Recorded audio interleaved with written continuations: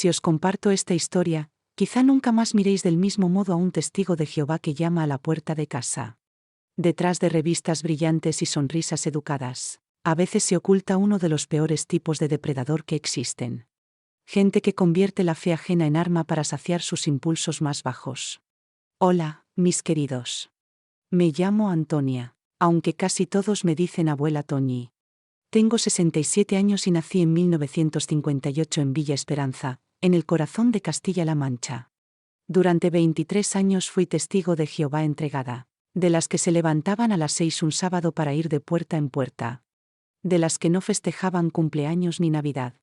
De las que vivían con el miedo y la expectativa de que el Armagedón podía caer en cualquier momento. Hoy quiero contar la herida más honda de mi vida. El secreto que escondí durante más de 15 años y que casi me destruye por completo. Antes de entrar en materia, quiero preguntaros desde dónde me estáis viendo. Dejadme una nota en los comentarios ahí abajo. Me alegra pensar que mi voz llega a rincones distintos de España. Y si os es posible, dejad un me gusta y suscribíos al canal. A esta abuelita le ayuda mucho para seguir narrando. La historia de hoy necesita ser oída por cada mujer que cargó con el peso de un silencio impuesto por hombres que se aprovecharon de la confianza ajena. También necesito avisar que aquí hay episodios de intento de abuso sexual y momentos muy duros. Si estás atravesando algo parecido, no estás sola. Al final dejaré unas palabras pensadas para quien necesite fuerza para romper ciclos de violencia. Esta es una historia de fe manipulada. De hombres que invocan a Dios para justificar sus desviaciones. De una organización que protege a depredadores y castiga a víctimas. Es la historia de mi ingenuidad y de mis fallos. Pero también del coraje que encontré para volver a empezar cuando todo se vino abajo. Preparad el corazón, porque vamos juntas en este viaje de dolor y de superación. Era 1985 cuando mi vida dio un vuelco. Yo tenía 27 años. Estaba casada con Juan, un buen hombre que trabajaba en la estación de tren de Villa Esperanza. Teníamos 2 niñas pequeñas, Marina con 8 años y Beatriz con 5. Vivíamos en una casa modesta de 3 habitaciones en la calle de las Flores, número 47. Una casa que Juan levantó ladrillo a ladrillo con sus manos, sudando bajo el sol de los fines de semana. Nuestra vida era corriente y tranquila, de esas vidas sencillas del interior que muchos conocéis. Yo me levantaba a las 5:30, preparaba café con pan casero amasado la víspera. Llevaba a las niñas al colegio público Cervantes. Cuidaba el huerto del patio donde plantaba lechugas, tomates, cebolletas y col. Aún me llega el olor del jabón de sosa mezclado con el perfume de los jazmines que trepaban por la valla de cañizo. Por las tardes sonaba el bullicio de los niños en la calle de tierra batida.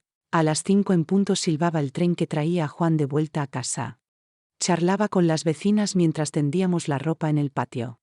Doña Rosa la de la casa azul, doña Carmen la de la esquina, don Antonio el del colmado. Todos se conocían y todos cuidaban a los hijos de los demás. Mi madre, doña María, vivía 3 puertas más abajo en la misma calle. Era católica convencida, de misa dominical y rosario a las 7 con voz recia que atravesaba el patio. Siempre decía, pasando las cuentas de su rosario de madera, que uno nace católico y muere católico, que esa es la religión de nuestros antepasados y que no había que inventarse tonterías. Y yo asentía sin dudar. Llevaba a las niñas a la iglesia del Sagrado Corazón los domingos. Rezaba antes de comer, agradeciendo el pan de cada día. En el salón colgaba un crucifijo de madera, regalo de boda de mi suegra. Mi fe era sencilla, sin preguntas ni sobresaltos. Por entonces Villa Esperanza era un pueblo de unos 12.000 habitantes donde todos se llamaban por su nombre. En la plaza mayor destacaba la iglesia católica, grande y solemne.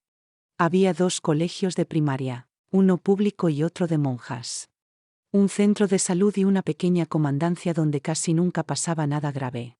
El comercio eran el colmado de don Antonio, la farmacia de doña Carmen, la mercería de doña Lucía y la tahona de don José. El tren pasaba 2 veces al día, uno temprano hacia Madrid y otro al anochecer de regreso. Era nuestro hilo con las ciudades y con el mundo de fuera. Vivíamos creyendo que los problemas de las grandes urbes no llegaban hasta aquí. Decíamos que no había violencia ni drogas ni perversiones. O al menos eso pensábamos. Juan era un marido cariñoso, de esos hombres honrados que ya casi no se ven. Llegaba con la camisa azul del ferrocarril manchada de grasa. Siempre traía alguna novedad de la estación. ¿Quién viajó? ¿Qué mercancía llegó? ¿Algún chascarrillo? Los fines de semana íbamos a pescar al río de las Piedras o visitábamos a mis hermanos en la finca de mi padre a 15 kilómetros. Marina, la mayor, ya me echaba una mano en la cocina. Sabía hacer café y freír un huevo. Era despierta y sacaba buenas notas. Soñaba con ser maestra como doña Concepción, la de segundo. Beatriz iba pegada a mí, curiosa con todo, siguiéndome por la casa como un patito. Ellas eran mi alegría y mi razón de estar en pie. Nuestros sueños eran pequeños y limpios. Queríamos reformar la casa, añadir una habitación, alicatar el baño, poner suelo nuevo en el salón. Juan fantaseaba con un puesto en la estación central de Madrid, donde pagaban mejor. Yo soñaba con una máquina de coser Singer para hacer arreglos y aportar a la economía de casa. Deseábamos que las niñas estudiaran hasta el bachillerato si se podía. Eran sueños sencillos, pero eran nuestros, levantados con amor y sudor honrado. El domingo era sagrado. Desayunábamos con esmero, a veces con bizcocho de limón preparado el sábado. Nos poníamos la ropa buena y acudíamos a misa de las 9. Comíamos pollo de corral del patio. Por la tarde visitábamos familia o recibíamos visita. Era una rutina buena, sin prisas ni agobios. Yo era feliz en aquella vida sin sobresaltos. No sabía que existían organizaciones religiosas capaces de controlar cada resquicio de la vida de una persona. No sabía que había hombres que retorcían la Biblia para excusar abusos. No imaginaba que mi fe inocente sería usada en mi contra de la peor manera. Fue un martes por la mañana, 15 de octubre de 1985. Lo recuerdo porque era el cumpleaños de Marina y estaba haciendo un bizcocho de zanahoria con cobertura de chocolate. Escuché 3 golpes finos en la puerta verde de madera. Eran 2 mujeres bien arregladas, muy distintas de las mujeres sencillas del pueblo. La mayor, de unos 50, llevaba el pelo canoso recogido en un moño bajo. Falda azul marino hasta la rodilla, blusa blanca abotonada al cuello, zapatos negros de cordones. La otra, de unos 35, sonreía con amplitud y traía una cartera de cuero marrón. De esas carteras que parecen de gente con estudios. Buenos días, señora, dijo la mayor. Soy la hermana Concepción y ella es la hermana Lucía. Estamos visitando a las familias del barrio para compartir un mensaje de esperanza de la Sagrada Biblia. Tendría unos minutitos para hablar sobre el futuro de la humanidad. Su voz era dulce, persuasiva y maternal. Hablaba distinto a la gente de aquí, como si hubiera estudiado en colegio. Yo tenía las manos llenas de masa y el delantal atado a la cintura. El pelo recogido con una pinza. Ama de casa en faena. Miren, yo soy católica, voy a la iglesia del Sagrado Corazón, respondí. Ah, entonces ya conoce la Biblia, dijeron con una sonrisa. Nosotras también amamos la palabra de Dios. Solo queríamos mostrarle una profecía sobre los últimos días, algo que está sucediendo ahora mismo. ¿Se ha fijado en cómo se están poniendo las cosas de difíciles? Guerras, hambre, terremotos, enfermedades. Sin saber bien cómo, me vi invitándolas a pasar. Se sentaron en el sofá de Sky verde agua, el del regalo de boda que crujía con cada visita. Abrieron una revista llena de ilustraciones de familias felices en jardines floridos y comenzaron a hablar del paraíso en la tierra. Imagínese, hermana Antonia, un mundo donde sus hijas no enfermen nunca. Donde no exista la muerte. Donde los animales salvajes jueguen con los niños y la tierra sea un jardín. Leones con corderitos, osos comiendo miel junto a las abejas. Niños cogiendo fruta de árboles eternos. Durante 1 hora hablaron de profecías y señales del fin. De que vivíamos los últimos días de este sistema malvado. De que solo 144.000 irían al cielo con Cristo y que millones vivirían para siempre en una tierra convertida en paraíso. Aquello no se parecía a lo que había aprendido de niña.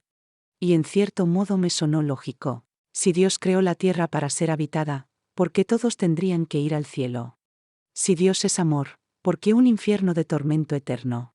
Sus preguntas me remecieron por dentro. ¿La Biblia enseña de verdad que los buenos suben y los malos bajan? Eso les pregunté hojeando la revista. Qué buena pregunta, dijo Concepción, y me empezó a leer textos sobre que los muertos nada saben y sobre el sueño de la muerte. Que el infierno de fuego es una mentira para asustar y alejar de Dios. Al irse me dejaron la revista y 2 folletos. Si puede, lea este artículo sobre la familia cristiana, me dijo Lucía. Habla de educar a los hijos en los últimos días. Podemos volver la semana que viene y comentamos. No cuesta nada, solo una charla de amigas sobre la Biblia. Aquella noche, con las niñas dormidas y Juan en el salón con la tele, me senté en la cocina con un vaso de leche tibia y leí la revista entera. Trataba de cómo criar a los hijos en los últimos días, cómo ser esposa sumisa y amorosa, de la importancia de la unidad familiar ante las tribulaciones antes del Armagedón. Parecía que hubieran escrito para mí. Cómo proteger a mis hijas en un mundo violento. Cómo mantener la familia unida. Cómo estar segura de agradar a Dios. Cuando Juan preguntó por la visita, le resumí lo que me contaron. Encogió los hombros y subió el volumen de la tele. Si a ti te hace bien, Tony, no lo veo mal. Pero no te vuelvas de esas fanáticas que van de puerta en puerta, dijo medio en broma y me besó la frente. Ojalá hubiera sido más tajante. Ojalá yo hubiera escuchado ese aviso cariñoso que ni él sabía que estaba dando. Yo lo tomé por prejuicio contra una religión distinta. Toda la semana no pude quitarme sus palabras de la cabeza. ¿Y si de veras vivimos los últimos días? ¿Y si hay una verdad en la Biblia que yo desconocía? ¿Y si Dios tiene un plan concreto para librarnos del sufrimiento? El sábado vi a las dos bajar por la calle con sus carteras de cuero y esa curiosidad se me hizo grande. Ofrecían esperanza en un mundo que se iba volviendo más inquietante. ¿Quién no querría creer que llegan días mejores? Si entonces hubiera sabido que daba el primer paso en un camino que casi me destruye, habría echado el cerrojo y fingido que no estaba. Pero una no imagina que tras sonrisas suaves y palabras bonitas se escondan depredadores. Concepción y Lucía volvieron la semana siguiente, puntuales a las 2 de la tarde. Trajeron una Biblia traducción del Nuevo Mundo, que yo no conocía, y un libro gordo de tapa azul oscura que se llamaba La verdad os hará libres. Hermana Antonia, qué alegría verla, dijo Concepción con esa sonrisa que arropaba. Le conté que había leído la revista no una, sino 3 veces. Había páginas que me molestaron, como lo de no celebrar cumpleaños ni fiestas. Pero otras me fascinaron. Vivir para siempre en una tierra perfecta, sin ver sufrir a mis hijas, con respuestas claras a las preguntas difíciles. Para una madre con miedo al futuro, sonaba irresistible. Me gustó, admití, aunque me quedaron dudas. Qué bien, dijo Concepción. Dudar es sano. Por eso Jehová nos manda estudiar con cuidado. No aceptar nada a ciegas. ¿Qué le parece si empezamos un estudio bíblico en serio? Una vez por semana, 1 hora, para profundizar en las verdades de la Biblia. A Juan no le gustó cuando se lo dije esa noche. Tony, ya tienes tu religión, te bautizaron en la iglesia, nos casamos allí. ¿Para qué complicarte con otra? Yo insistí en que solo quería aclarar dudas, que no pasaba nada por escuchar a gente con estudios. No voy a cambiar de religión, Juan, solo a aprender. Cedió con una condición, que no interfiriera con la familia ni con la economía de casa. Vale, pero no quiero rarezas, dijo serio. Y si te me pones rara, pediré que no vuelvan. El primer estudio fue un jueves por la tarde, en la mesa de la cocina. Llegaron con más libros, cuadernos y bolígrafos, como maestras que dan clase particular. Nos sentamos en la mesa de fórmica roja, la que compramos a plazos al casarnos. Olor a café, el perfume floral discreto de Concepción, ambiente acogedor. Vamos a orar a Jehová, dijo. Era la primera vez que oía orar así, directo a Jehová. La oración fue larga, con agradecimientos y peticiones de entendimiento y de librarnos de mentiras religiosas. El primer capítulo del libro azul trataba de los muertos. Hermana Antonia, ¿usted siempre creyó que al morir uno va al cielo o al infierno?, preguntó. Eso aprendí en la iglesia, respondí, y ella me abrió textos que hablaban del Seol como sepultura común y de que el tormento eterno es una blasfemia que distorsiona a un Dios de amor. Cada semana temblaba una certeza católica y la sustituían por explicaciones que sonaban lógicas. Yo veía convicción genuina en ellas. Concepción citaba versículos de memoria y contestaba a todo con seguridad. Lucía era más emotiva. A veces lloraba al hablar del Armagedón o al describir el paraíso.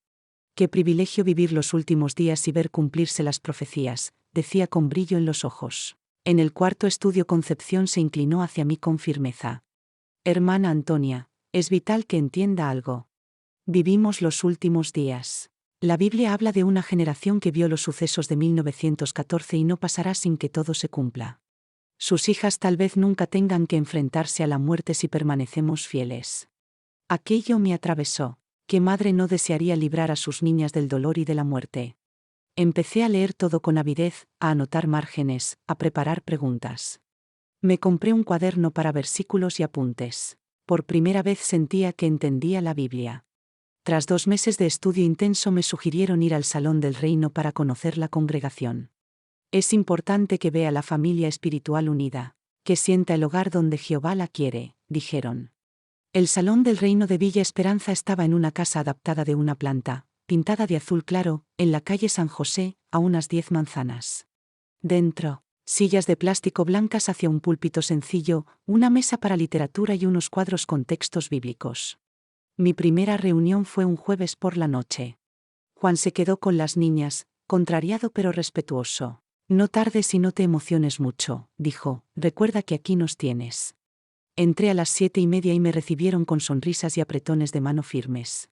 Sea bienvenida, hermana, qué alegría verla. Los hombres con traje y corbata oscura, el pelo peinado y zapatos relucientes.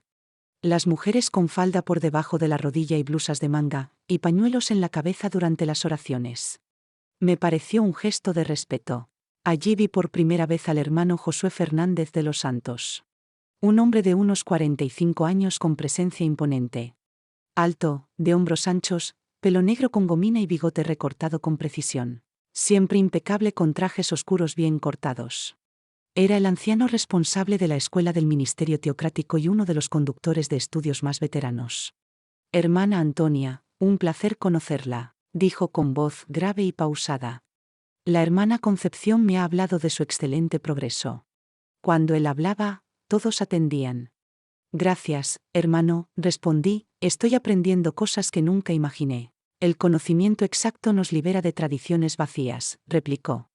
Si algún día necesita orientación más profunda, quedo a su disposición. Durante la reunión hubo partes teatrales de los jóvenes, discursos bien preparados y un estudio de la atalaya conducido por el propio Josué. Explicaba de forma cautivadora, hacía preguntas que llevaban a razonamientos paso a paso. Parecía tener respuesta para todo. ¿Cuál es la diferencia entre la religión verdadera y la falsa?, lanzó a la sala, y guió un estudio que concluía que solo una organización sería usada por Dios en los últimos días. Al acabar a las 9:30, varios se acercaron con interés. Hermana, ¿cuándo piensa bautizarse? Ya dejó de celebrar cumpleaños. Qué bendición tener otra hermana caminando hacia la verdad. Volví a casa impresionada y emocionada. Sentí que había encontrado una familia espiritual que ni sabía que estaba buscando. Gente estudiada que tomaba en serio la Biblia y vivía con principios altos. Juan notó mi entusiasmo al cruzar la puerta. «Te ha gustado, por lo que veo», dijo. «Son personas muy preparadas y unidas», respondí. Nunca vi una comunidad religiosa tan organizada. Bien, pero no olvides que ya tienes una familia aquí, añadió con media sonrisa. En su tono había una sombra de preocupación. Si pudiera volver atrás, habría escuchado mejor esa señal suave. Pensé que eran celos de marido. Las semanas siguientes fueron de cambios acelerados. Suspendí el cumpleaños de Beatriz en noviembre y fue nuestra primera gran crisis. «Mami, ¿por qué no puedo tener fiesta como el año pasado?», preguntó con tristeza. Concepción me había explicado que los cumpleaños tienen origen pagano babilónico. «Hija, ahora mami conoce la verdad», dije, y Juan estalló por primera vez. «Esto ya pasa de castaño oscuro. Es el cumpleaños de nuestra hija. ¿Qué tiene de malo que una niña sople una vela?» «¿Qué principios son esos, Toñi?», preguntó, y fue nuestra primera pelea seria por religión. Yo me sentía partida entre mi familia y lo que creía ser verdad bíblica. Me dijeron que era normal la oposición familiar, que hasta Jesús fue rechazado por los suyos. «Hermana, esto es justo lo que él predijo», me consoló Concepción. Que habría división, que los enemigos de uno serían los de su casa. En diciembre llegó la prueba más dura. No celebramos la Navidad. El árbol que Juan levantó en el salón me molestaba como si fuera un ídolo. Los villancicos en la radio me sonaban a ofensa. Las niñas no entendían por qué no recibían regalos de mami. «Mami se ha vuelto rara», oía a Marina en voz baja.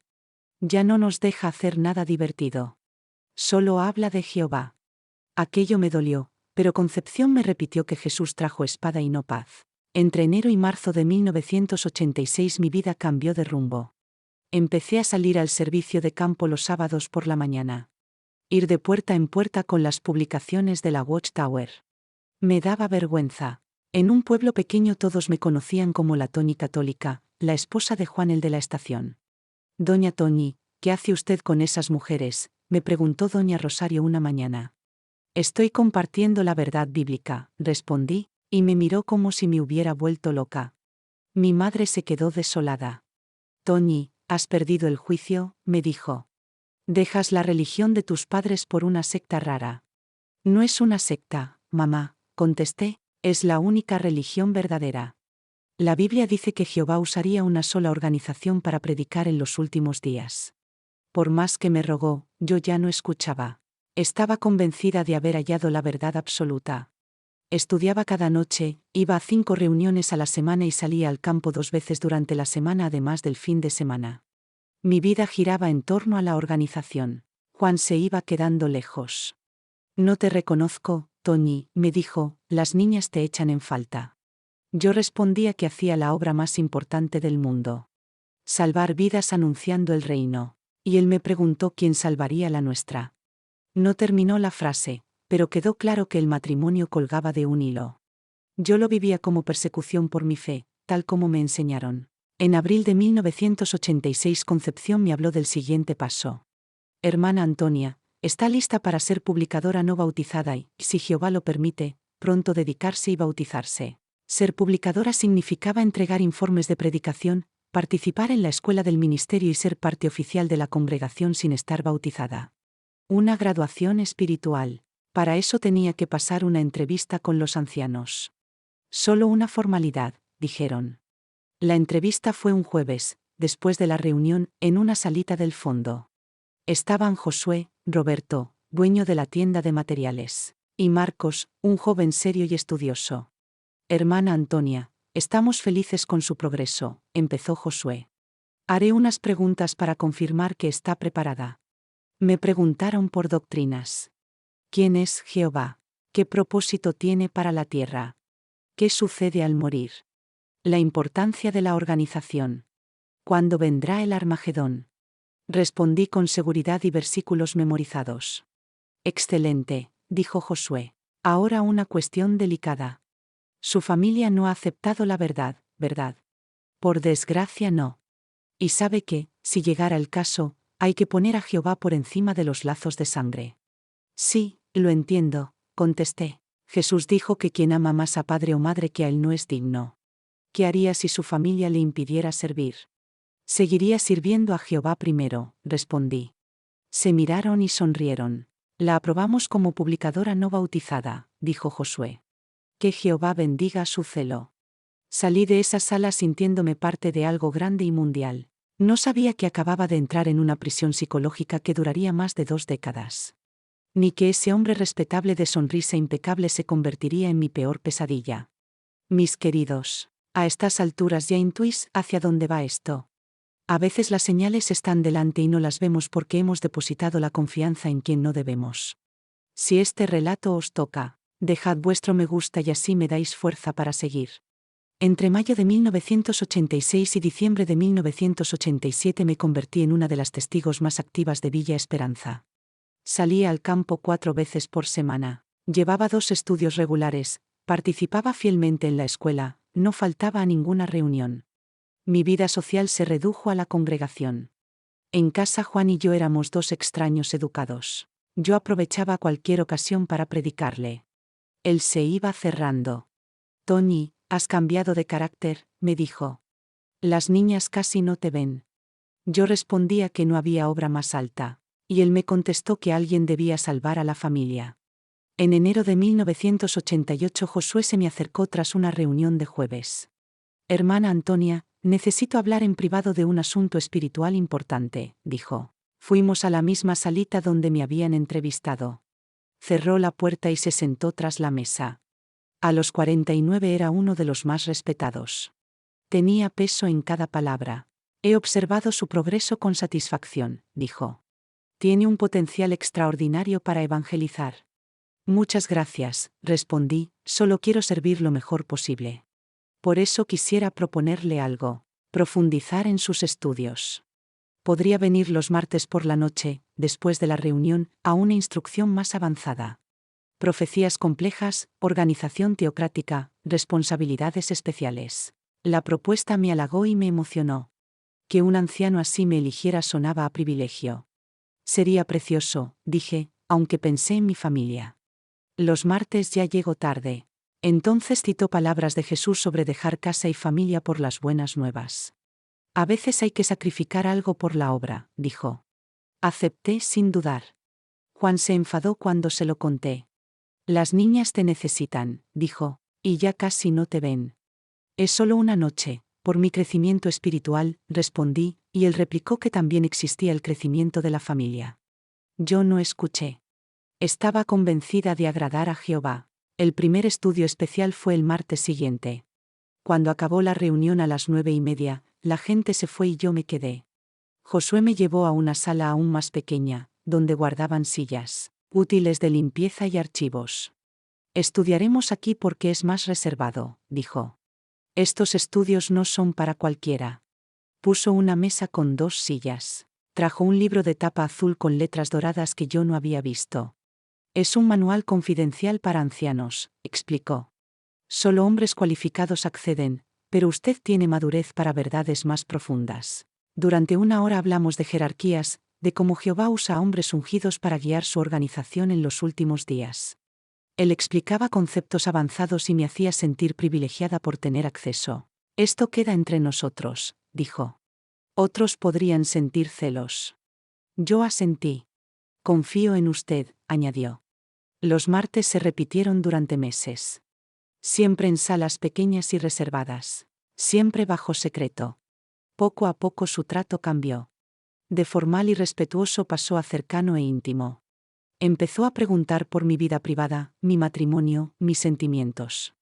Hermana, ¿cómo están las cosas íntimas en casa?, dijo un día. Su marido sigue oponiéndose. Sí, respondí, y él dijo que debía ser muy duro para una mujer espiritualmente madura estar casada con un hombre carnal. A veces me siento sola, admití. Jehová ve su sacrificio, dijo, y añadió que yo tenía una belleza espiritual muy especial. Ese tipo de comentario me incomodó, pero no supe cómo reaccionar. Era un anciano, un ungido. ¿Quién era yo para sospechar? En septiembre de 1988, durante uno de esos estudios, hizo algo que me dejó confundida. Me dijo que quería mostrarme algo especial en la Biblia.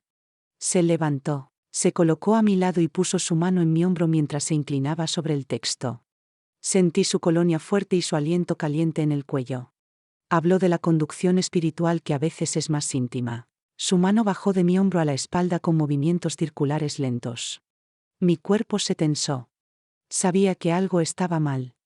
Hermano, creo que debo irme, se está haciendo tarde, dije. Por supuesto, perdone si me acerqué demasiado, contestó con voz suave. A veces el celo nos lleva a demostrar afecto cristiano, añadió. Salí con el corazón disparado. Toda la semana tuve la escena en la cabeza. Pensé si lo habría entendido mal. El martes siguiente dudé hasta el último minuto. Él me había dicho el domingo que era urgente. Fui, prometiéndome estar alerta. La sesión empezó normal, pero a mitad se cambió a mi lado. Hoy veremos cómo la organización cuida de sus ovejas más especiales, dijo. Puso su mano sobre mi muslo, por encima de la falda. Algunas ovejas requieren cuidado más cercano, añadió. Me bloqueé. Hermano, ¿podría volver a su silla?, pedí. ¿Por qué?, dijo con voz melosa, solo muestro cuidado paternal. Su mano subió unos centímetros. No hay nada malo, dijo, es una forma sagrada. Me levanté de golpe y cayeron libros al suelo. Me voy ahora mismo, dije. Espere, contestó, y me sujetó del brazo. Está malinterpretando. Soy un ungido, no haría algo impropio, dijo. Entonces, ¿por qué me toca de ese modo?, pregunté. Porque Jehová me mostró que usted es especial y necesita guía más íntima, respondió. El miedo me heló. Ese hombre era autoridad máxima. Si decía que era de parte de Jehová, ¿quién era yo para discutir? Pero mi instinto gritaba que aquello olía mal. Hermano, déjeme irme, me encuentro mal, dije. Puede irse, respondió, pero recuerde que lo que pasa aquí queda entre nosotros y Jehová. Contarlo perjudicaría su espiritualidad y su futuro, añadió. La amenaza quedó flotando en el aire. Esa noche llegué a casa confundida, con ganas de meterme en el baño y llorar en silencio. Las semanas siguientes intenté evitar estar a solas con él. Era difícil. Coordinaba reuniones y siempre encontraba la forma de acercarse. Quisiera acompañar uno de sus estudios para orientar mejor a su estudiante, me dijo. Era una trampa. Yo llevaba un estudio con doña Elena, una viuda de 60 años que se había interesado tras una tragedia. No podía negarme sin parecer soberbia. Acordamos un jueves a las 3. Él llegó antes y se ganó a doña Elena en el porche con su encanto. El estudio transcurrió con normalidad y él brilló con comentarios profundos. Al terminar, doña Elena nos ofreció café y bizcocho. Tengo que irme, dijo él, y me preguntó si podía acompañarme para comentar el progreso. Acepté por compromiso. Caminamos 2 calles en silencio. De pronto dijo que me notaba evasiva y que tenía la impresión de que evitaba los estudios. Paramos en una esquina pobremente iluminada. Puedo ser franco, dijo, y me arrinconó contra una pared áspera. Jehová me reveló que usted es especial y que necesita orientación muy especial, dijo. Sus manos se clavaron en mi cintura. No tenga miedo, soy siervo ungido. Nunca haría nada que Dios no apruebe, añadió. Párese, esto no está bien, dije. Si está bien, insistió. Intentó besarme a la fuerza. Le empujé con toda la fuerza y eché a correr. Crucé 6 manzanas como si el propio demonio me siguiera. Llegué jadeando y empapada. Juan me miró alarmado desde la cocina. Por un instante pensé en contarlo todo. Pero imaginé las preguntas y mis propios estudios secretos. Dije que no pasaba nada. Me di una ducha fría y quise olvidar. Esa noche no pegué ojo. Me devoraban las dudas y el miedo. ¿Cómo un ungido podía hacer eso? Había entendido todo al revés. Era una prueba de Dios, pensé, o un engaño de mi mente. El jueves en la reunión él actuó como si nada. Me saludó con sonrisa paternal y me dijo que esperaba no haberme asustado con su cercanía fraterna. La amenaza iba envuelta en miel. Semanas viví con ansiedad, evitando quedarme sola, saliendo rápido tras las reuniones, rechazando reanudar los estudios especiales. Pero él era persistente y tenía todo el poder de la estructura a favor. Es duro revivirlo. Fue un martes frío de marzo de 1989 cuando todo explotó. Durante casi 2 meses le esquivé con excusas. Aquel martes nos pilló un fallo eléctrico y la reunión terminó antes. La gente salió por el frío y yo ayudaba a guardar sillas cuando él se acercó por detrás. Necesito hablar urgente de su progreso y de cuestiones serias, dijo. Tengo que irme, Juan me espera, respondí. Solo 5 minutos en la salita del fondo, insistió. Vi que aún quedaba gente en el salón y pensé que sería seguro. Accedí. Entramos y cerró con llave desde dentro. ¿Por qué cierra?, pregunté. Para tener privacidad, respondió. Se acercó con pasos lentos y su cara cambió. Desapareció la máscara de anciano piadoso y apareció la del depredador. Sus ojos tenían hambre. Me está asustando, dije. Usted me ha estado evitando, gritó con furia. Y eso no es propio de una mujer sumisa a la organización. No le he evitado, intenté contestar. No me mienta, vociferó, empujándome contra la pared. Habló del arreglo especial que Jehová hizo para que él me cuidara de forma íntima. Usted tiene que someterse a la autoridad masculina, dijo acercándose hasta dejarme sin salida. Jehová me reveló que necesita orientación más íntima, repitió. Eso no es de Jehová, le solté sin pensarlo. Dios no manda a un hombre casado a hacer estas cosas con una mujer casada, dije. Entonces la máscara cayó del todo. Vas a cuestionar a un ungido, dijo con frío de acero. Sí, porque esto no tiene nada que ver con la Biblia, respondí. Me agarró de los hombros y me sacudió. Yo recibo orientación directa, dijo. Suéltame ahora mismo, exigí. No voy a soltarte, replicó, vas a aprender a someterte. Me intentó besar y me manoseó. Algo dentro de mí estalló. Toda la rabia, la confusión y el miedo se volvieron fuerza. Le empujé con tanta violencia que chocó con la mesa. Quítame las manos, dije. Él me ordenó callar. Amenazó con expulsarme. Hágalo, preferiré eso antes que ser abusada, le dije. No tienes idea de lo que haces, dijo con frialdad. Nadie te creerá. Yo soy un anciano respetado y tú una mujer histérica, añadió. Entonces le dije que contaría todo a los demás. Hazlo, respondió, y diré la verdad, que fuiste tú quien me sedujo y me ofreciste favores a cambio de privilegios. ¿A quién crees que van a creer?, preguntó. Su cálculo heló mi sangre. Entendí que no era solo un abusador, sino un manipulador que lo tenía previsto. Usted está loco, dije. Soy un siervo ungido, repitió, y o te sometes o tu vida aquí será un infierno. Mi vida ya lo es, le contesté. Corrí a la puerta y vi que estaba cerrada con llave. Déjeme salir, pedí. Saldrás cuando aceptes continuar nuestros estudios como Jehová quiere, dijo. Nunca, respondí. Entonces eliges el camino duro, añadió. Se abalanzó y esta vez yo estaba preparada. Le di un rodillazo en la entrepierna con toda mi fuerza. Se dobló gritando. Aproveché para buscar la llave en su bolsillo. Me temblaban tanto las manos que casi no acerté a abrir. Vas a pagar por esto, chilló. Quien va a rendir cuentas es usted, dije, voy a contar quién es de verdad. Abrí y salí como un rayo. En el salón 2 hermanas mayores ordenaban libros y me miraron asustadas al verme salir con el pelo revuelto y la ropa arrugada. Hermana, ¿está bien?, preguntaron. Por un segundo pensé en contarlo allí, pero sus amenazas me retumbaron. Estoy bien, dije, necesito irme. Crucé las calles oscuras hasta casa. Juan veía el telediario. Las niñas dormían. ¿Qué te pasa, Toñi?, me dijo, y entonces me derrumbé. Me senté en el sofá y lloré con sollozos que venían del fondo del alma. Lloré la rabia, el miedo, la decepción y la traición de meses. Háblame, pidió Juan. Entre lágrimas le conté todo, desde los estudios secretos hasta el intento en la salita. Le dije lo culpable y confundida que me sentía. Él guardó silencio y se puso rojo de furia. Se levantó, fue al dormitorio y volvió con una camisa. Póntela, dijo, vamos a casa de ese desgraciado y me explicará qué ha hecho con mi mujer. No, va a negarlo y dirá que estoy loca, respondí. Entonces vamos a la comisaría, replicó. La policía no hará nada, es mi palabra contra la suya, le dije. Juan me abrazó con fuerza. Perdóname, Toñi, dijo, por no ver que sufrías, por no insistir cuando cambiabas, por dejar que te metieras con esa gente. Tú intentaste avisarme, respondí. ¿Y ahora qué?, preguntó. No puedo volver a pisar ese lugar, dije. Entonces no vuelvas, sentenció. Se acabó lo de los testigos en esta casa.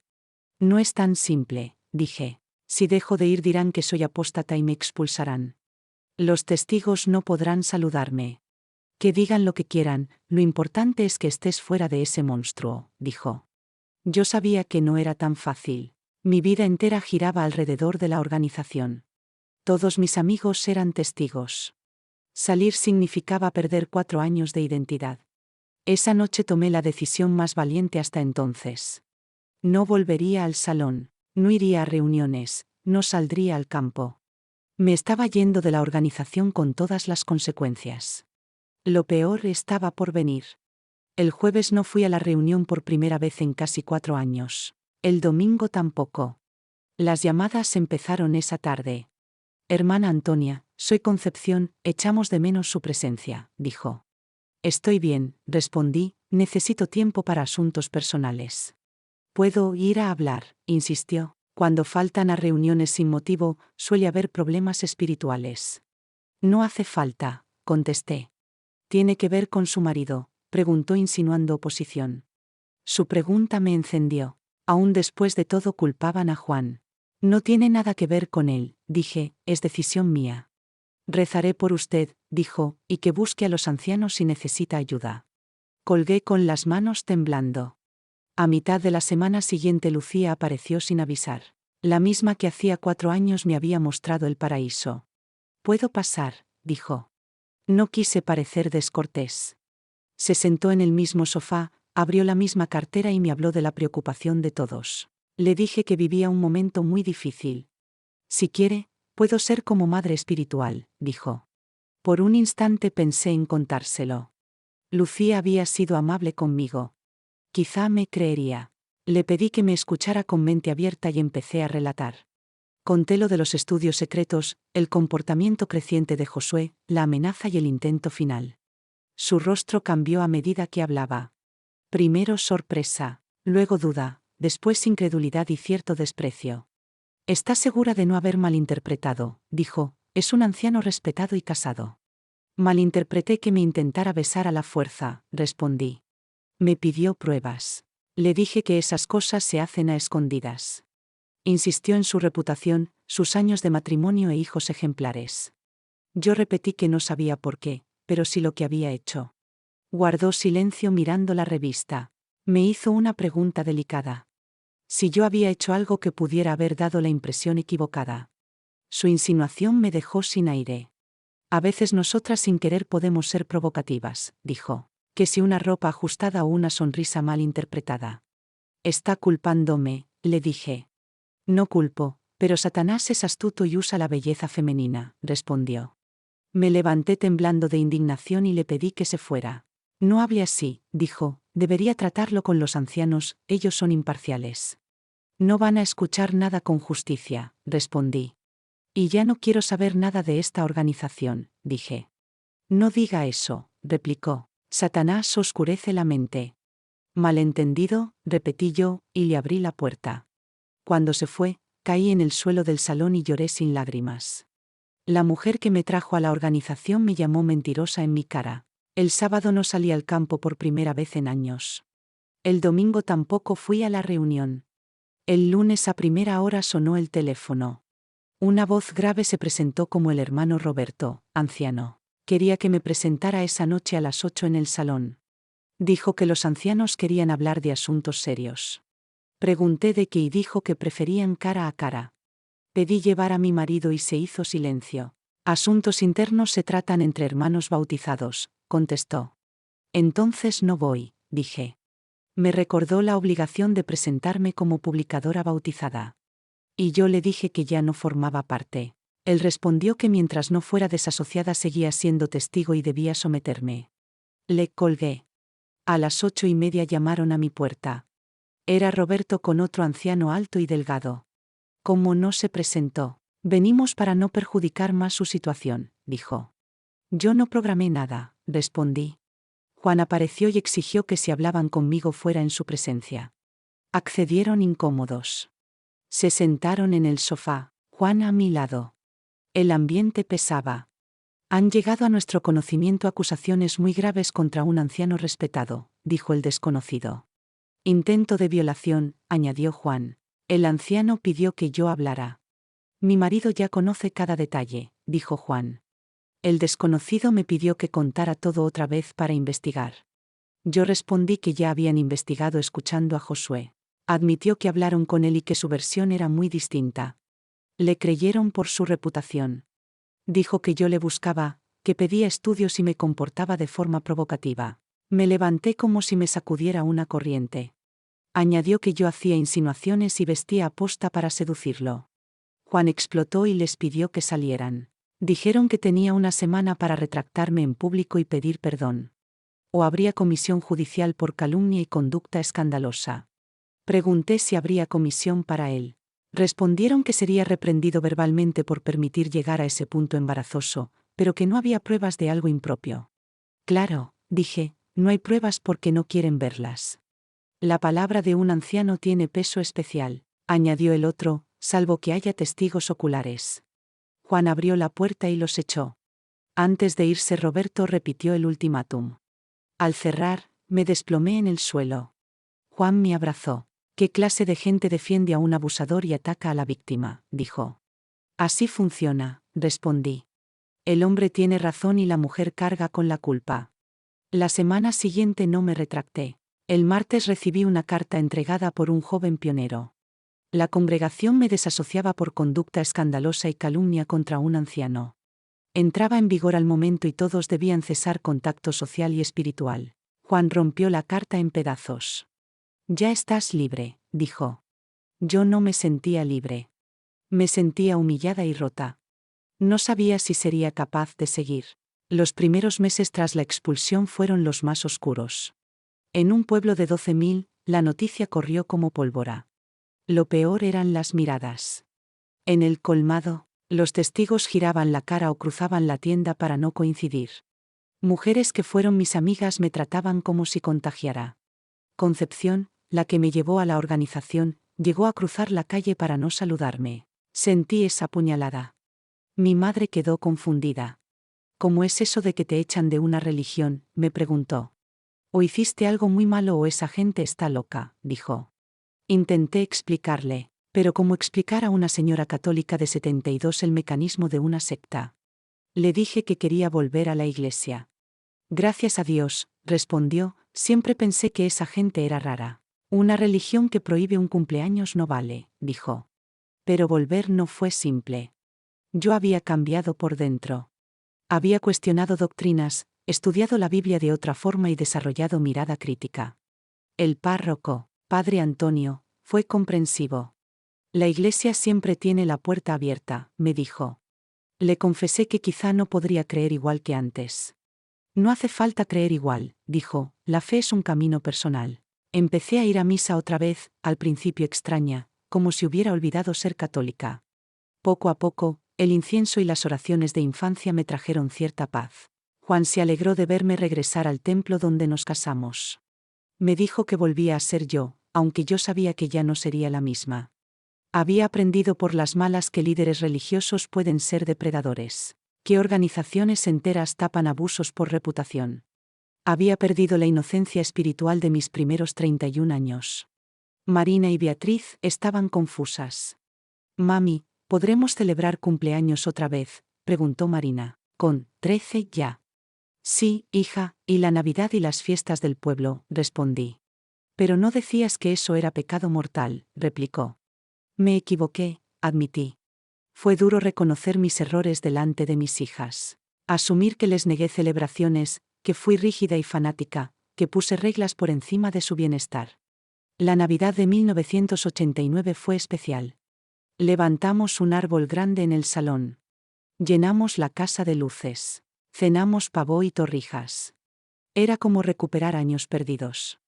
Mami, estás más contenta, dijo Beatriz, con 12, mientras colocaba un adorno. ¿Por qué lo crees?, pregunté. Porque te ríes más, dijo. Antes estabas seria y hablabas del Armagedón y la muerte, añadió. Su honestidad me hizo pensar en la persona en que me convertí durante esos años. En 1990 decidí buscar trabajo fuera de casa por primera vez. Necesitaba sentirme útil e independiente. Conseguí un puesto de auxiliar en el ayuntamiento a media jornada. Poco dinero, pero un comienzo. Me preguntaron si tenía experiencia. Dije que no, pero que sabía leer, escribir y hacer cuentas, y que aprendía rápido. Me dieron la oportunidad. Era un tercio del salario mínimo, pero significaba identidad propia.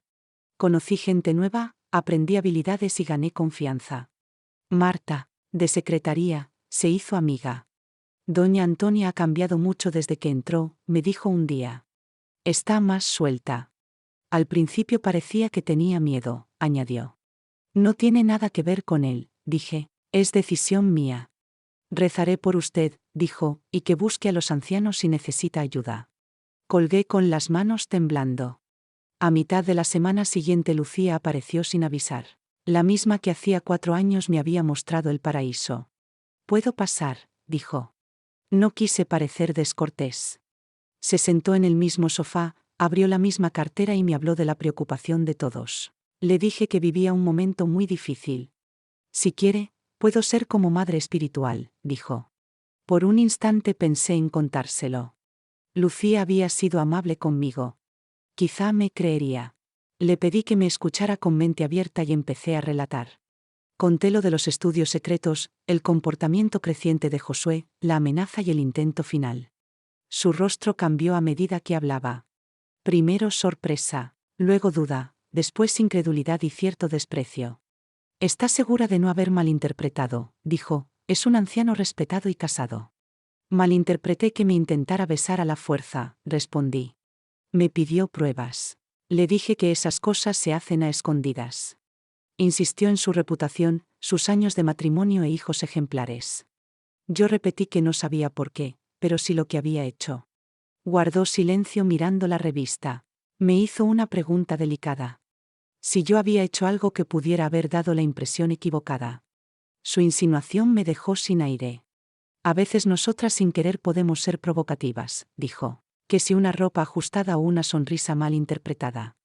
Está culpándome, le dije. No culpo, pero Satanás es astuto y usa la belleza femenina, respondió. Me levanté temblando de indignación y le pedí que se fuera. No hable así, dijo, debería tratarlo con los ancianos, ellos son imparciales. No van a escuchar nada con justicia, respondí. Y ya no quiero saber nada de esta organización, dije. No diga eso, replicó. Satanás oscurece la mente. Malentendido, repetí yo, y le abrí la puerta. Cuando se fue, caí en el suelo del salón y lloré sin lágrimas. La mujer que me trajo a la organización me llamó mentirosa en mi cara. El sábado no salí al campo por primera vez en años. El domingo tampoco fui a la reunión. El lunes a primera hora sonó el teléfono. Una voz grave se presentó como el hermano Roberto, anciano. Quería que me presentara esa noche a las 8 en el salón. Dijo que los ancianos querían hablar de asuntos serios. Pregunté de qué y dijo que preferían cara a cara. Pedí llevar a mi marido y se hizo silencio. Asuntos internos se tratan entre hermanos bautizados, contestó. Entonces no voy, dije. Me recordó la obligación de presentarme como publicadora bautizada. Y yo le dije que ya no formaba parte. Él respondió que mientras no fuera desasociada seguía siendo testigo y debía someterme. Le colgué. A las 8:30 llamaron a mi puerta. Era Roberto con otro anciano alto y delgado. Como no se presentó, venimos para no perjudicar más su situación, dijo.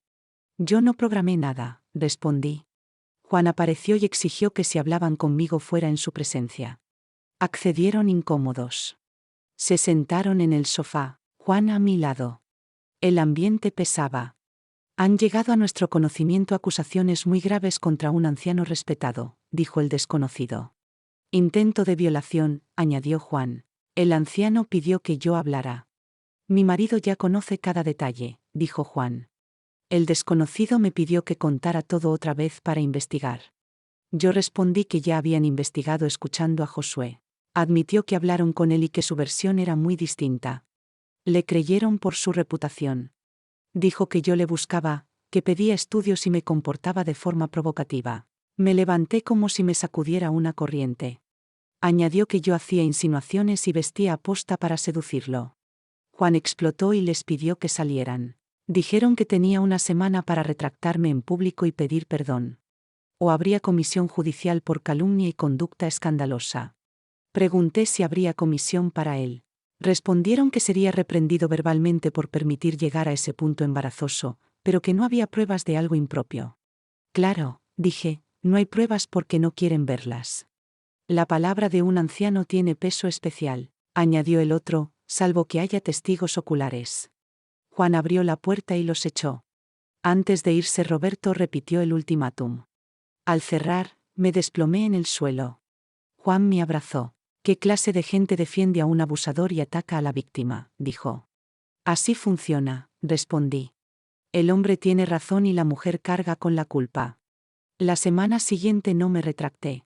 El martes recibí una carta entregada por un joven pionero.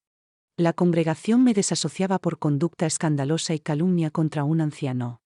Entraba en vigor al momento y todos debían cesar contacto social y espiritual. Juan rompió la carta en pedazos. Ya estás libre, dijo. Yo no me sentía libre. Me sentía humillada y rota. No sabía si sería capaz de seguir. Los primeros meses tras la expulsión fueron los más oscuros.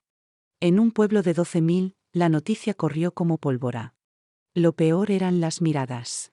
En el colmado, los testigos giraban la cara o cruzaban la tienda para no coincidir. Mujeres que fueron mis amigas me trataban como si contagiara. Concepción, la que me llevó a la organización, llegó a cruzar la calle para no saludarme. Sentí esa puñalada. Mi madre quedó confundida. ¿Cómo es eso de que te echan de una religión?, me preguntó. O hiciste algo muy malo o esa gente está loca, dijo. Intenté explicarle, pero ¿cómo explicar a una señora católica de 72 el mecanismo de una secta? Le dije que quería volver a la iglesia. Gracias a Dios, respondió, siempre pensé que esa gente era rara. Una religión que prohíbe un cumpleaños no vale, dijo. Pero volver no fue simple. Yo había cambiado por dentro.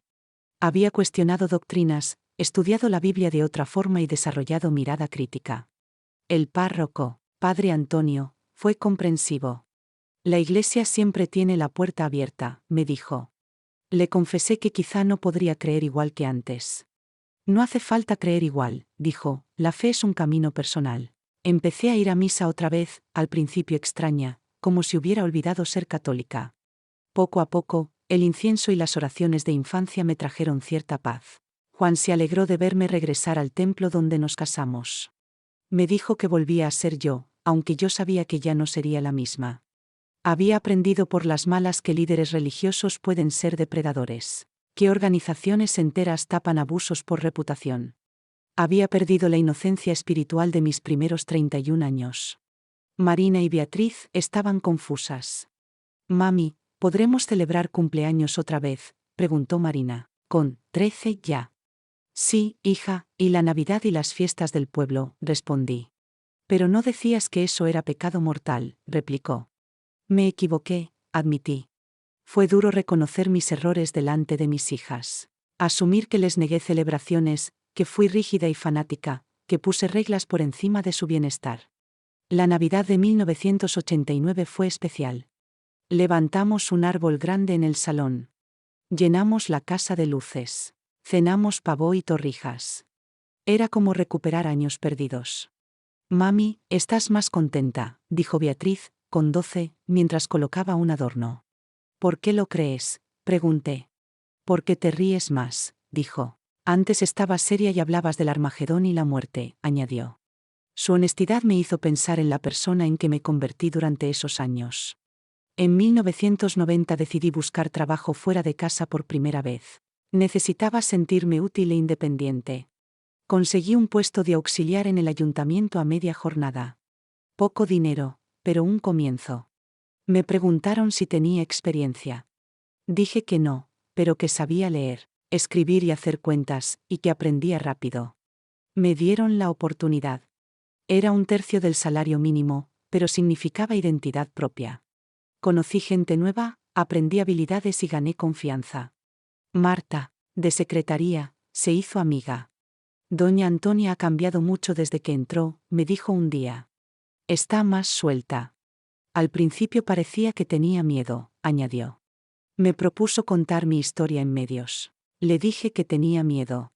Ella me pidió que pensara en las que aún estaban dentro. Volví a casa con dudas y hablé con Juan. Me dijo que yo ya había sufrido bastante. Yo le respondí que quizá tenía una responsabilidad moral. Me costó meses decidir. En marzo de 1993 di el paso. Fui al periódico local, El Correo de Villa Esperanza, y conté todo. El periodista, don Carlos, quedó impactado y me advirtió de la polémica. Estoy segura, le dije. Publicaron en primera página que una extestigo denunciaba abuso. No citaron el nombre completo por razones legales, pero todos supieron quién era. El pueblo se dividió. Algunos me ofrecieron apoyo en privado. Otros me atacaron por inventar contra un hombre de familia. Los testigos organizaron una campaña para desacreditarme. Dijeron que me manipulaba Satanás y que me pagaban de otras religiones. Lo más importante ocurrió 3 días después. Una joven de unos 25 años llamó a mi puerta con las manos temblando. Me dijo que se llamaba Carla y que lo que yo había pasado le estaba pasando a ella en ese mismo momento. Era testigo activa de un pueblo vecino. Contó que un anciano le programaba estudios en lugares apartados y repetía palabras casi idénticas a las que yo oí. Me dijo que su madre pensaba que malinterpretaba gestos de cariño y que no se atrevía a hablar con otros ancianos. Pasamos la tarde compartiendo detalles. Las tácticas eran calcadas. Le dije que evitara estar sola con él y que pidiera ayuda si escalaba. ¿Cuántas mujeres cree que han pasado por esto?, preguntó. Somos muchas más de las que imaginamos, respondí. Carla empezó a visitar mi casa con frecuencia y se fue apartando poco a poco. En 1994 fue expulsada oficialmente por pérdida de fe y cuestionar la autoridad. En realidad, por denunciar conductas impropias. Nuestra amistad me dio fuerza para seguir hablando. En 1995 di una entrevista a una radio popular de Madrid. La presentadora me preguntó cuántas mujeres me habían contactado. 9 hasta entonces, respondí, con historias casi idénticas. Y les dije que no están solas, que no tienen culpa y que hay vida plena fuera de organizaciones controladoras. La entrevista tuvo más repercusión de la que imaginé. Recibí decenas de cartas de distintas ciudades. Una, de Barcelona, me agradecía por darle valor para salir. Juan, que al principio temía mi exposición, cambió al ver el impacto positivo. Me dijo que estaba orgulloso. Yo admití que a veces aún sentía miedo. En 1996, 7 años después de mi expulsión, sucedió algo que me dio cierta reparación. A Josué lo removieron como anciano. No por mis denuncias, que la organización negó siempre. Lo pillaron en situación comprometedora con una joven de 19 años. Me enteré por doña Elena, que tenía contacto con hermanos discretos. El padre de la chica los encontró en una sala del fondo del salón. Lo removieron y lo cambiaron de ciudad. No lo expulsaron. Dijeron que fue debilidad y que se arrepintió. Yo, víctima, había sido expulsada por calumnia. La injusticia me dolía, aunque ya no me sorprendía. Al menos otras mujeres estarían más seguras, le dije a Juan. Y eso fue porque hablaste, respondió. Si te callas, él habría seguido. En 1998 organicé un grupo mensual de apoyo para extestigos de la región. Nos reuníamos en mi casa, compartíamos experiencias y nos sostuvimos unas a otras. El grupo fue creciendo hasta que llegamos a 18 personas. Había quienes salieron por abuso, por desacuerdos doctrinales o por agotamiento psicológico. Una tarde un hombre de 40 dijo que pensó en el suicidio tras salir. Le respondí que nadie salva a nadie solo, que nos salvamos juntos. Aquellas reuniones fueron mi punto de luz. Ver gente reconstruirse me confirmó que mi decisión fue la correcta. Marina y Beatriz, ya adultas, se sentían orgullosas. Mami, eres una heroína, dijo Marina, que estudiaba magisterio. Si mi dolor evita que otras sufran, todo valió, le respondí. En 2000, con 42 años, yo era otra. Tenía trabajo, amigos leales, una familia unida y un propósito. Convertí el trauma en misión. Juan me preguntó si echaba de menos algo. Le dije que a veces la falsa certeza, pero que prefiero dudas honestas a certezas peligrosas. Hoy, con 67, miro atrás con gratitud y tristeza. Gratitud por haber salido de un sistema de abuso. Tristeza por quienes aún están atrapadas. Aprendí sobre manipulación, control mental y la importancia de pensar por cuenta propia. Aprendí que las organizaciones que se proclaman únicas dueñas de la verdad son sospechosas y peligrosas. La verdad no teme preguntas ni castiga cuestionamientos. Aprendí que los líderes son humanos y que el poder sin control lleva a abusos. Un cargo religioso no te hace santo. Aprendí que el amor verdadero no depende de obediencias ciegas. Quienes me abandonaron al salir no me amaban a mí, amaban mi obediencia. Si pudiera volver atrás, escucharía antes a Juan. Confiaría más en mis instintos. No pondría reglas por encima del bienestar de mis hijas. No me arrepiento de haber salido ni de haber hablado. Callar habría sido complicidad. A las mujeres que están viviendo algo similar les digo que confíen en su instinto. Si algo huele mal, está mal. Los líderes íntegros no abusan de su poder. No temáis cuestionar y salir de lugares que os dañan. Hay vida feliz y digna fuera de las jaulas. La espiritualidad sana te hace mejor, más libre y más humana. Cualquier religión que te empequeñece o te gobierna a base de miedo no viene de Dios. Ahora voy a la iglesia donde me casé, pero con una fe más madura y con criterio. Pienso, pregunto y elijo conscientemente. Mi relación con Dios es directa y personal. El grupo de apoyo sigue adelante, coordinado por gente valiente que se sumó con los años. Cientos de ex-testigos han pasado por allí y han encontrado sostén para reconstruirse. Marina se licenció en psicología y trabaja con víctimas de abuso religioso y control mental. Dice que se inspiró en la historia de su madre. Beatriz es profesora y enseña pensamiento crítico, derechos humanos y los peligros de las sectas controladoras.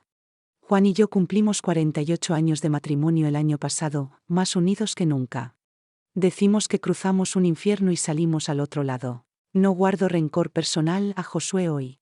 Siento pena por él. Usó un puesto sagrado para abusar y destrozó vidas, incluida la suya. Si mantengo rencor hacia el sistema que lo protegió y me expulsó por decir la verdad, ese autoritarismo que silencia a víctimas y protege a depredadores apenas ha cambiado. Elegí transformar ese rencor en propósito. Cada mujer a la que ayudé le dio sentido a mi dolor. La vida me enseñó que no somos víctimas para siempre. Podemos ser supervivientes y convertir nuestra experiencia en ayuda para otras. Hoy me siento en paz. Tengo familia que me ama sin condiciones. Amigos que me aceptan como soy. Un trabajo que me llena. Una fe que consuela sin encadenar. Soy libre para pensar, preguntar y elegir. Esa libertad no tiene precio. Si mi historia ayuda a una sola mujer a reconocer señales de abuso a tiempo, habrá merecido contarlo. Si sirve para que alguien cuestione obediencias ciegas, mejor todavía. No temáis empezar de nuevo. No temáis cuestionar a quienes abusan del poder. No temáis salir de los sitios que os hieren. La vida es demasiado valiosa para gastarla en organizaciones que nos reducen. Mis queridos, hemos llegado al final de lo que guardé en el fondo del pecho durante tantos años. Ha sido difícil revivir cada momento, pero también liberador. Si de algún modo mi relato os tocó, dejad un me gusta y suscribíos, porque así sé que no hablo en vano y quizá esto llegue a quien lo necesita. Quiero decir algo para quienes están viviendo algo parecido. No estáis solos. El abuso religioso es real, es grave y nunca es culpa vuestra. Buscad ayuda, cuestionad la autoridad que se escuda en lo sagrado y salid de los lugares que hieren el alma. Para quienes perdieron a familiares por culpa de grupos controladores, no os rindáis. Seguid siendo puerto seguro, algún día pueden necesitaros. Para los líderes sinceros, recordad que el poder sagrado es para servir con humildad. Proteged a los vulnerables y escuchad a las víctimas con compasión. Contadme si conocéis casos o si tenéis preguntas sobre cómo sanar. Leo todo con cariño y respondo cuando puedo. Hay vida hermosa después del trauma. No nos define lo peor que nos pasó, sino el coraje con el que lo atravesamos y empezamos de nuevo. Gracias de corazón por acompañarme en este camino duro y necesario. Que Dios os bendiga allá donde estéis en esta España inmensa. Os habla una abuela que aprendió que la fuerza nace cuando dejamos de aceptar ser víctimas y convertimos el dolor en propósito. Y no lo olvidéis. Sois más fuertes de lo que imagináis. Merecéis amor, respeto y dignidad. Nunca aceptéis menos que eso de nadie, y menos aún de quien debería protegeros. Gracias por quedaros hasta el final conmigo en este relato que me atravesó la vida. Contarlo me ha dolido y, a la vez, me ha sanado. Si esta historia os ha servido, dejad unas palabras en los comentarios y compartidla para que llegue a quien la necesite. Vuestra escucha también salva. Si estáis en peligro o sintiendo que no podéis más, pedid ayuda hoy mismo a alguien de confianza o a un profesional. No carguéis solas con un peso que corresponde al agresor y a la institución que lo ampara. A quienes acompañáis a un ser querido atrapado en un grupo controlador, sed paciencia y refugio. El afecto constante abre puertas que los sermones cierran. A quienes lideráis comunidades de fe de corazón sincero, recordad que la autoridad solo tiene sentido si protege a los vulnerables. La dignidad humana está por encima de cualquier norma. Gracias por vuestra compañía, por vuestro respeto y por vuestra valentía al mirar de frente temas que muchos prefieren esconder. Que la paz os encuentre allí donde estéis. Con cariño, vuestra abuela Toñi.